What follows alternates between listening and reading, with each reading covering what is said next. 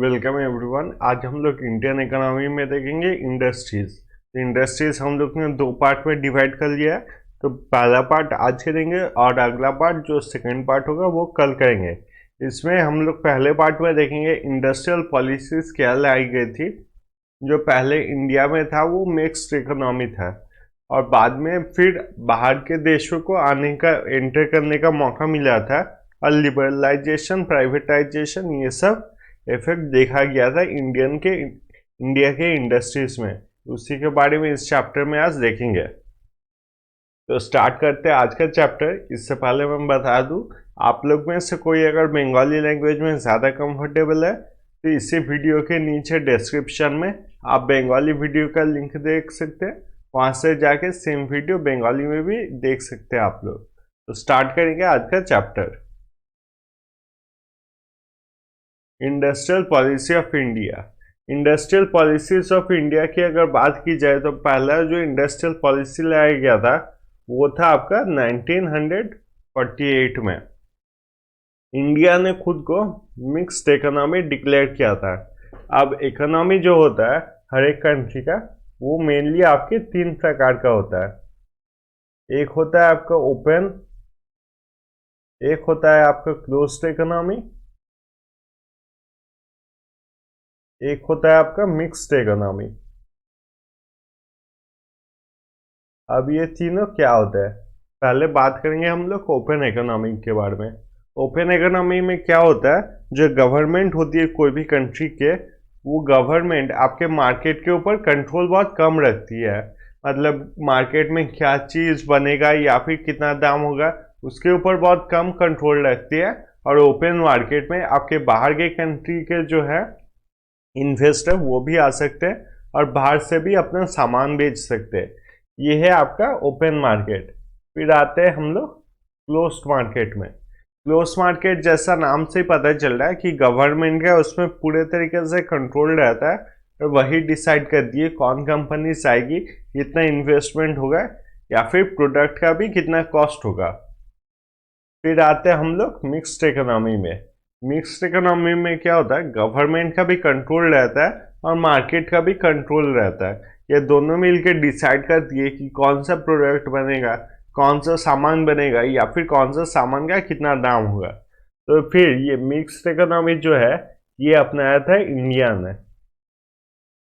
जो अपना पहला रेजोल्यूशन उन्होंने लाया था, इंडस्ट्रियल रेजोल्यूशन 1948, उसमें उन्होंने डिक्लेयर किया था कि इंडिया की जो इकोनॉमी होगी वो होगी आपकी मिक्स्ड इकोनॉमी। इसमें अगर देखा जाए इंडस्ट्रियल पॉलिसीज में ज़्यादा ध्यान दिया गया आपके स्मॉल स्केल और कॉटेज इंडस्ट्री के प्रमोशन के लिए। जितने स्मॉल स्केल इंडस्ट्रीज है जो कम दाम पे चलते और कम इन्वेस्टमेंट में चलते उनको ज़्यादा बढ़ावा दिया गया था और गवर्नमेंट ने रेस्ट्रिक्ट किया था आपका फॉरेन इन्वेस्टमेंट। क्योंकि आपने अगर हिस्ट्री पढ़ा होगा और आपको ये पता ही होगा कि बाहर के देश के जितने भी आए थे ज़्यादा करके ब्रिटिशर्स, वो जो पहले आए थे वो आए थे एज ए इंडस्ट्रियलिस्ट। वो ऐसे आए थे कि उन्होंने इंडिया पे इंडस्ट्री सेटअप करना और कुछ नहीं, पर बाद में उन्होंने इंडस्ट्री सेटअप इतना ज़्यादा किया कि उन्होंने पूरे इंडिया पे कंट्रोल कर लिया था।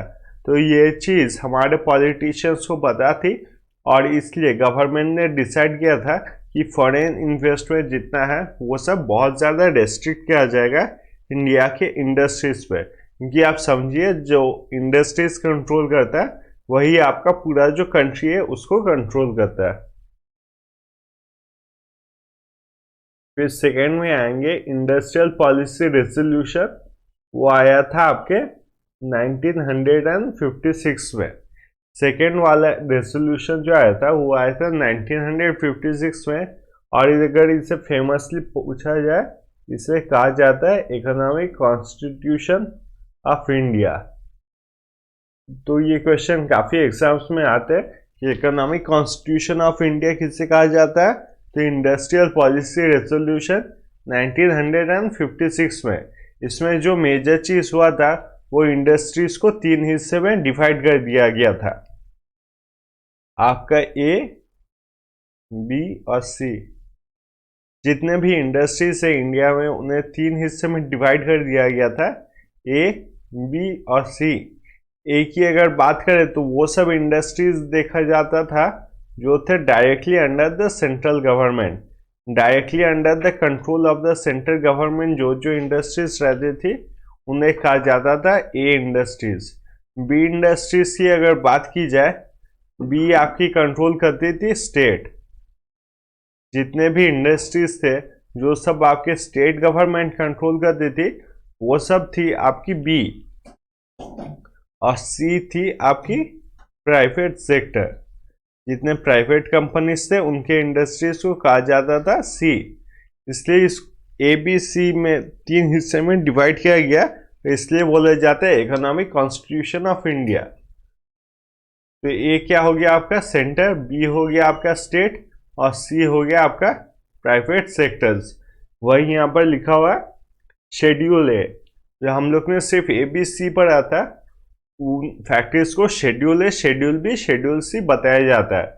शेड्यूल ए थे under the control of the central government, schedule B थी under the control of the state government और शेड्यूल सी थे अंडर प्राइवेट सेक्टर्स।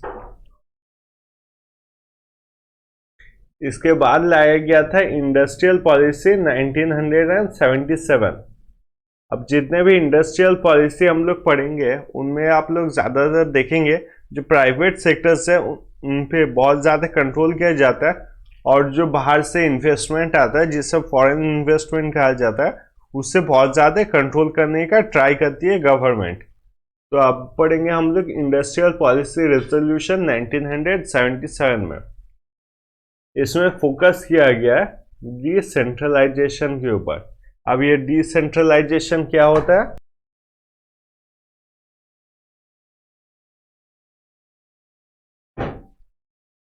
तो अब हम लोग अगर देखें डिसेंट्रलाइजेशन के बारे में,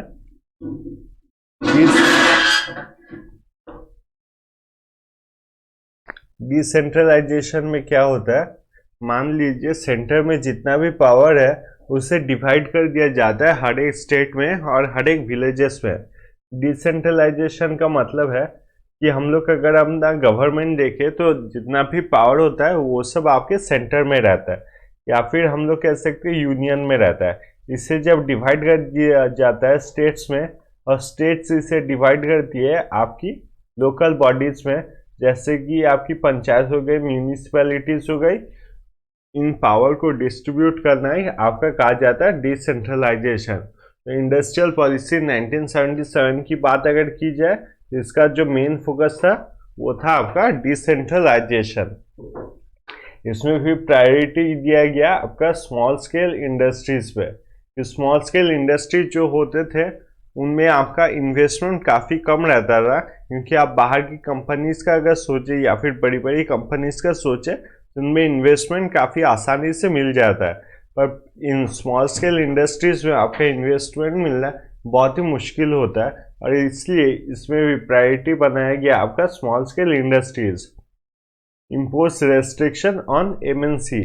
एमएनसी क्या होता है? ये होता है मल्टीनेशनल कॉरपोरेशन। मल्टीनेशनल कॉरपोरेशन मतलब क्या होता है?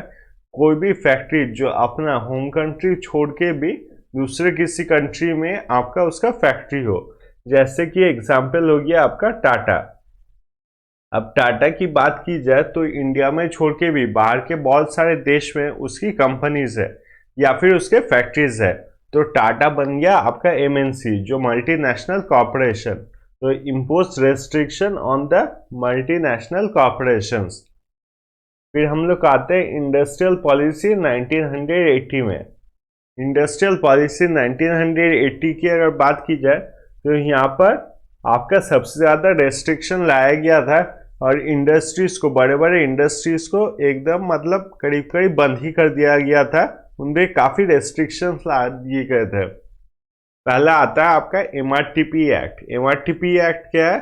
The monopolistic and the restrictive trade practices. अब मोनोपोलाइजेशन क्या होता है?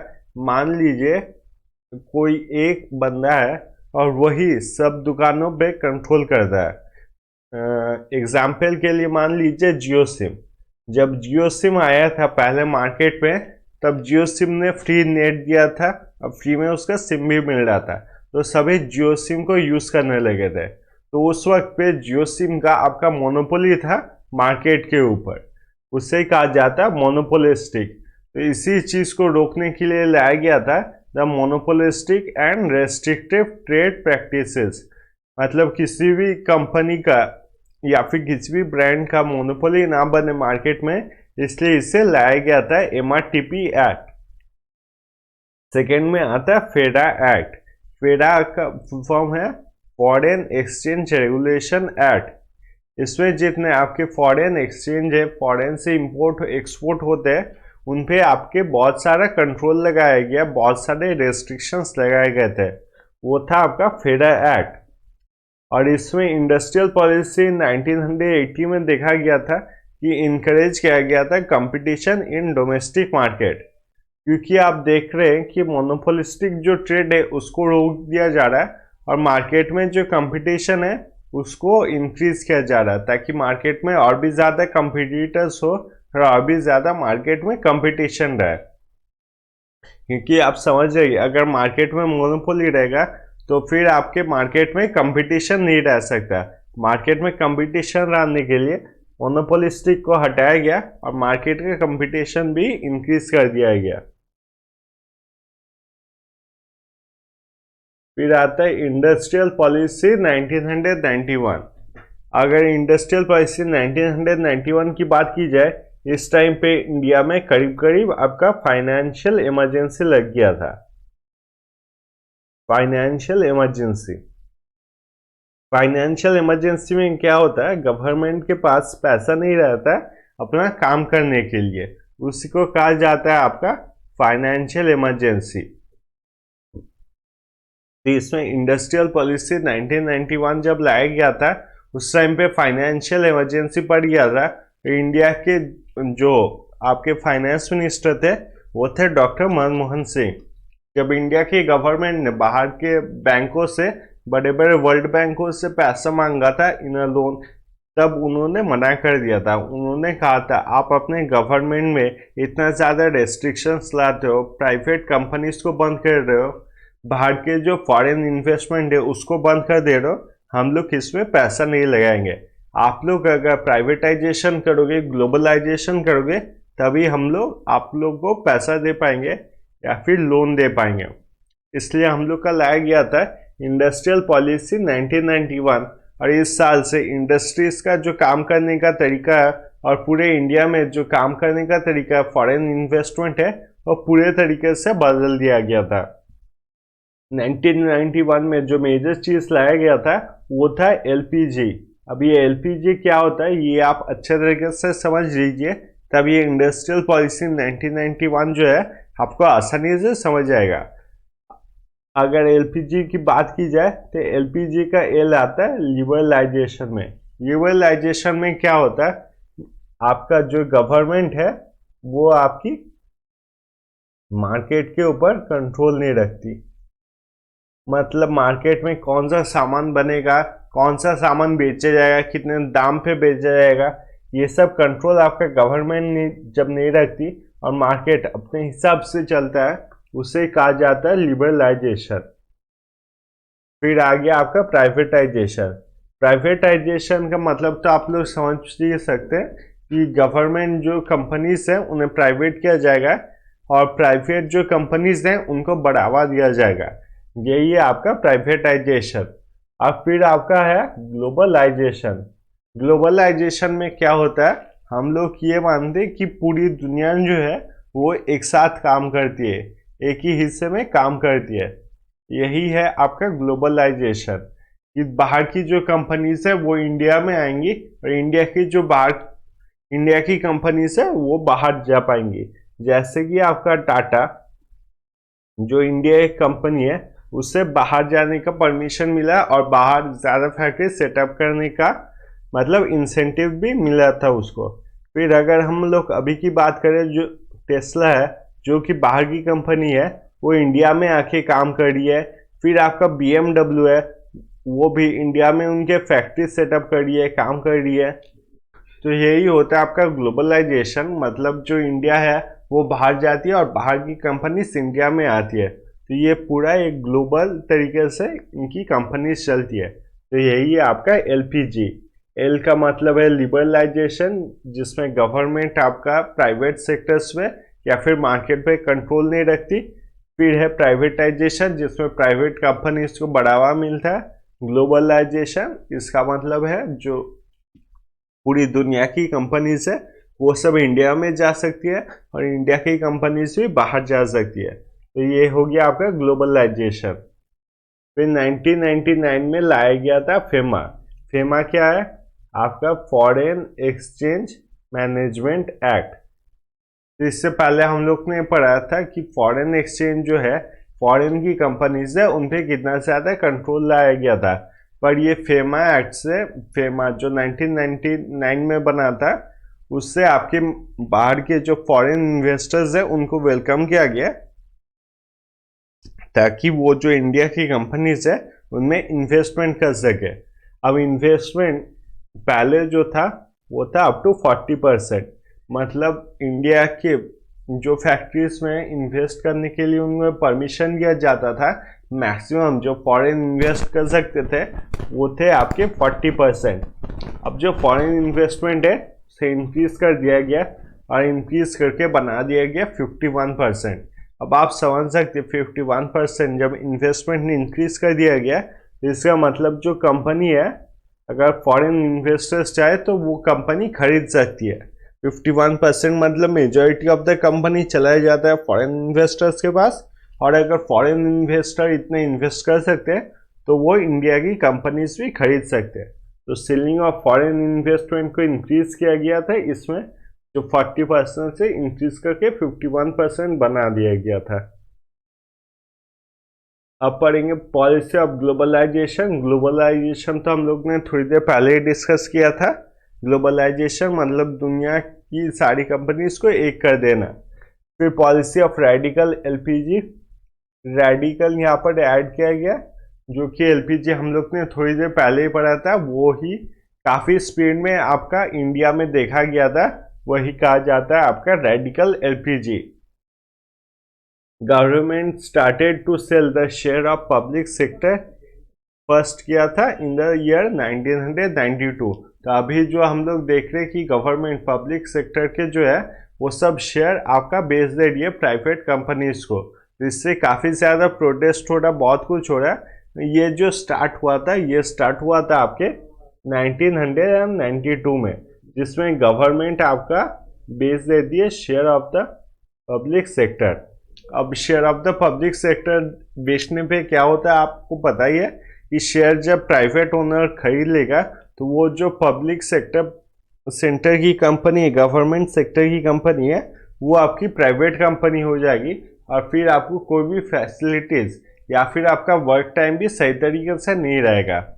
और गवर्नमेंट का बहुत लॉस होता है कोई भी सेक्टर संभालने के लिए पूरे गवर्नमेंट के तरफ से। तो काफ़ी ज़्यादा सेक्टर्स तो बेच दे रही है और यही हो रहा है sell share of the public sector. Industrial licensing was abolished in the year 1991। तो इंडस्ट्रियल लाइसेंसिंग क्या होता है? इसे जो होता है ये रेड टेप भी कहा जाता था। तो क्या होता था, गवर्नमेंट को जो करप्ट ऑफिशियल्स होते थे उनके पास पेपर होते थे कि कौन सा गवर्नमेंट का ऑफिस बनेगा या फिर नहीं बनेगा। अगर मान लीजिए आप उस गवर्नमेंट के ऑफिसर को ब्राइब नहीं देते या फिर घूस नहीं देते तो फिर वो इंडस्ट्रियल लाइसेंस आपको नहीं देता है और वो आपके जो फैक्ट्रीज है उसे बंद कर देता है ताकि कोई काम ना हो पाए। और बंद करने के लिए जो कंपनी है उसके आसपास लाल टेप से घेरा बना दे रही थी। और इसके लिए बहुत ज़्यादा प्रॉब्लम होता था इंडस्ट्रीज़ को कि उनको हर टाइम पे जो government officials, corrupt government officials होते थे, उनको बहुत ज़्यादा पैसा देना पड़ता था, ब्राइब देना पड़ता था। इसलिए बाद में आपके इंडस्ट्रियल जो लाइसेंसिंग है उससे अबॉलिश कर दिया गया था। और कौन से साल में किया गया था? वो किया गया था आपके 1991 में। फिर हम लोग पढ़ेंगे SEZ के बारे में। SEZ के बारे में अगर बात की जाए तो SEZ है आपका स्पेशल इकोनॉमिक जोन। SEZ में क्या होता है, आपके कुछ एरियाज बना दिए जाते हैं जिनमें गवर्नमेंट काफ़ी फैसिलिटीज देती है ताकि बाहर के जो कंपनीज है या फिर इंडिया की कंपनीज है उस जगह पे एरिया सेटअप करे या फिर फैक्ट्री सेटअप करे। फैक्ट्री सेटअप करने से उस एरिया का ओवरऑल डेवलपमेंट होता है। SEZ के बारे में पढ़ेंगे अभी। अगर SEZ के एरिया देखा जाए तो मैक्सिमम आपके 5000 हेक्टर्स एरिया होता है। एक SEZ का मैक्सिमम जो एरिया होता है वो होता है 5000 हेक्टर्स। तो अब जो बिजनेस कंपनीज होती है उनको बुलाने के लिए बिजनेस होते हैं और जो ट्रेड लॉज होते हैं उन्हें काफ़ी रिलैक्स कर दिया जाता है। ये जो जगह होता है they are well connected by the roads. अब आप समझ रहे, मान लीजिए कोई एरिया है, आप कोई फैक्ट्री के ओनर है, आपको पता नहीं कि फैक्ट्री कहाँ पर लगाना है, तो गवर्नमेंट ने बोला आप अगर मान लीजिए कोई एक जगह पे अपने फैक्ट्री लगाते हैं तो वहाँ पर आपके ट्रेड लॉस नहीं है, आपके एनवायरमेंट लॉ नहीं देखना होगा और वो एरिया जो है पूरा वेल कनेक्टेड बाय रोड है, मतलब रास्तों से काफ़ी ज़्यादा अच्छे तरीके से वेल कनेक्टेड है। तो आप फैक्ट्री में जो भी सामान बनाएंगे उससे आसानी से आप बेच सकते हैं। तो ऑब्वियसली जो कंपनी के ओनर्स है वो सब इस जगह पे, जैसे कि मान लीजिए ये जगह X, वहीं पे अपनी फैक्ट्रीज लगाएंगे और उस एरिया का ओवरऑल डेवलपमेंट होगा।